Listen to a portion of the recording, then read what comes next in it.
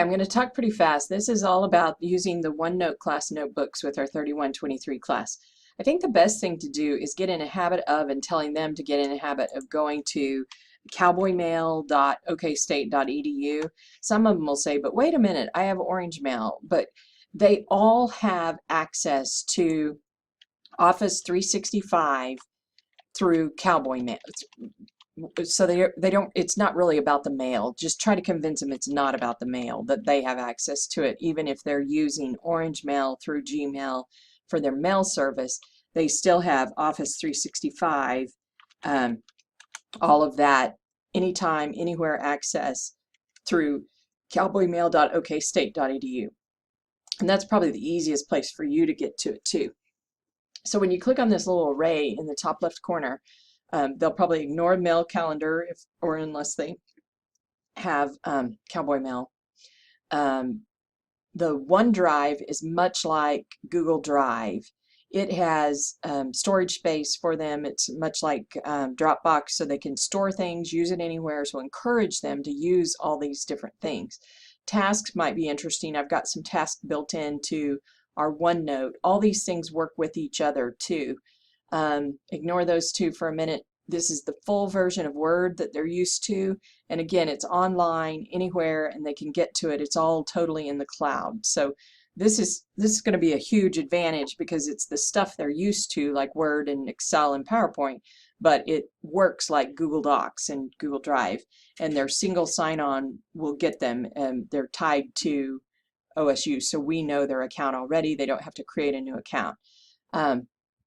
OneNote is what we're going to be using with our class notebooks. I have a class notebook icon, but I think you guys do not. I think if you're registered as or somehow labeled as a student in some way, you don't see this icon, but you do see the OneNote online icon. So when you click on that, you can see the different notebooks that have been created and shared with you. You can see I have one for every section, and I've got access, and so Tara and I are the only two who have access to 07. Jose and I have access to 05, and so on. I'll just open my section so you can see what it looks like. Now, when this comes open, notice we're in a browser window. They don't have to have anything installed on their computer, or they can do this on an iPad or a phone or whatever. So that's the beauty of this. What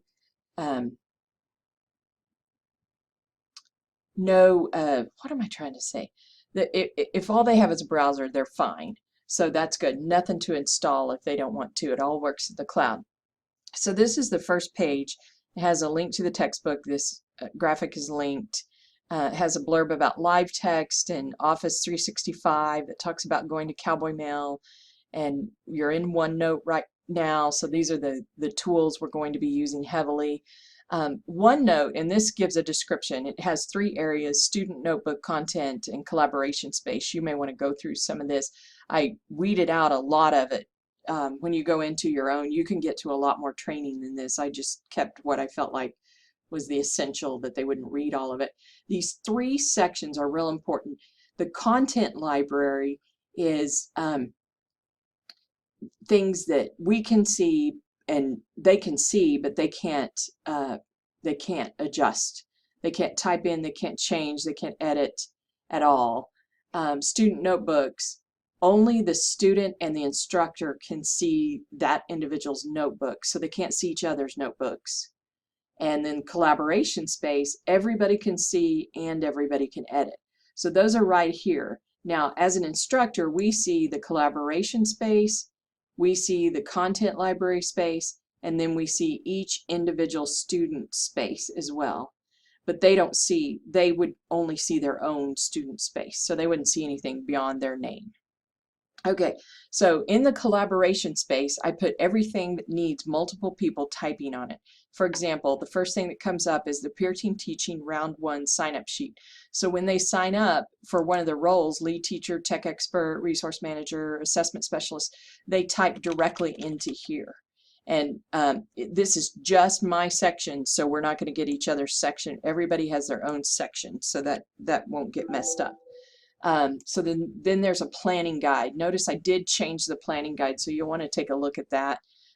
One thing that I changed, if they're the tech expert, they can put their name in here, and then you're going to want to have them check off that they've done these tasks, and that's going to help us in grading these, so we can hold them to, here's your job, you need to do your job kind of thing. Okay, so these are all here for round 1 and round 2.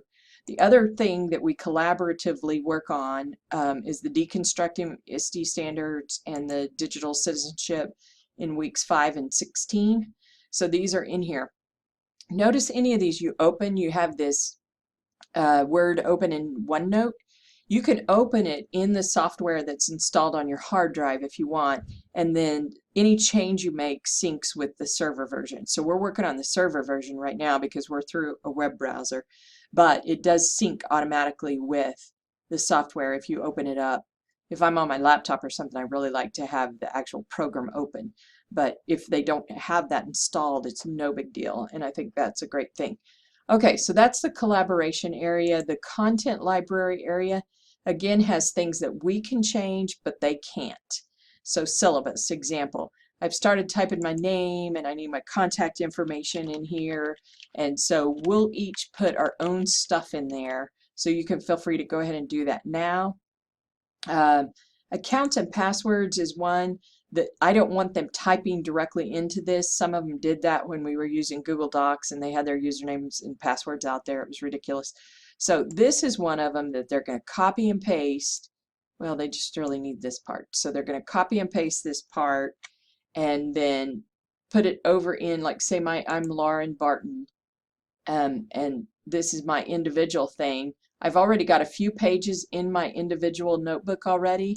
I've got class notes, the final exams in here, the lesson plan templates in here, things that I'm going to work on individually, but I need a place for my account. So I'm going to open a new page, the little plus sign, I'm going to do a new page and just paste this in here. So that's one of the first things all of them can do, and that helps them get used to things. You know, I just noticed that they don't really need Gmail, Google Drive. We need to take this off of here. Would each of you in your own section go and delete this line? We don't need to have them create a username and password for that anymore, thankfully. Okay, so this is what is in the individual. More things that are in the content library for you are resources like the Smart Notebook files are uploaded here. Tara is working on another Smart Notebook file. Different weeks have, like week 3, we do an activity with stations, and so here's signs that you can print out for stations, and a think-tec-toe clues and activity for them to do in PDF form. In OneNote, you can write on this, you can add video, you can just add all kinds of things. I think we're really going to like this when we get it going. These items, you can delete introduction, lesson plan. I had copies of these to make sure if some kid accidentally deleted theirs, you can copy into their file, and that's real easy to do. You right click in here a lot, and you can well, I'm not seeing it now. You can copy it and send it to that individual person. I think you can't do that in the web-based version. I think you have to be in the actual OneNote program on your computer. I want to go back to the collaboration area with peer team teaching. Tara remembered something that I had completely forgotten in doing this. I love the fact that the whole class will see the planning going on. Any of them can see this. It's just that team that should be writing on their document, but the others can actually see it.